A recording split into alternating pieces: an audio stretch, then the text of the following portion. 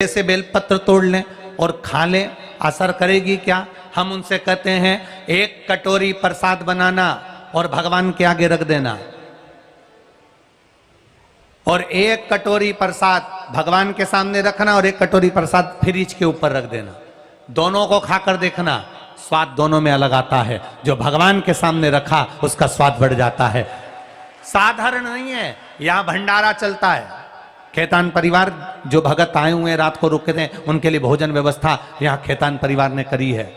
रुकने की व्यवस्था खेतान परिवार ने करी है। जहां भोजन चलता है, आप घर में जाकर दाल चावल खाना, आप घर में जाकर पूड़ी सब्जी खाना, आप घर में जाकर कद्दू की सब्जी, मिक्स वेज सब्जी, राम भाजी घर में जाकर बनाकर खाना, अन्नकूट की सब्जी घर में बनाकर खाना, और एक भगवान के भंडारे की सब्जी खाकर देखना, दोनों में अंतर मिलेगा। वो भगवान का प्रसाद है, वो भगवान का स्वाद है उसमें।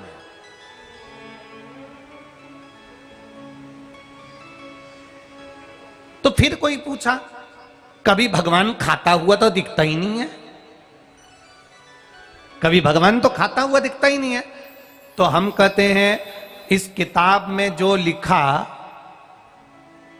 वो अक्षर किताब में लिखा, आपने दृष्टि से देखा, पढ़ा, दिमाग में उतर गया, याद हुआ कि नहीं हुआ?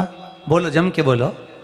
एक बार पढ़ा, एक बार देखा, दो बार देखा, तीन बार देखा, पढ़ा, याद हुआ। अक्षर स्थिर है, अक्षर कॉपी में लिखा है, वो उठकर तुम्हारे दिमाग में नहीं गया, पर दृष्टि के माध्यम से वो तुम्हारी बुद्धि में चला जाता है। उसी तरह भगवान के सामने जब हम प्रसाद का पात्र रखते हैं, भोजन बनाकर रखते हैं, भगवान उस पर दृष्टि दे देता है, तो उसमें स्वाद भगवान का आ ही जाता है। वो भगवान के अधरामृत में पहुंच ही जाता है। अब इस कॉपी के अक्षर कहीं गए क्या?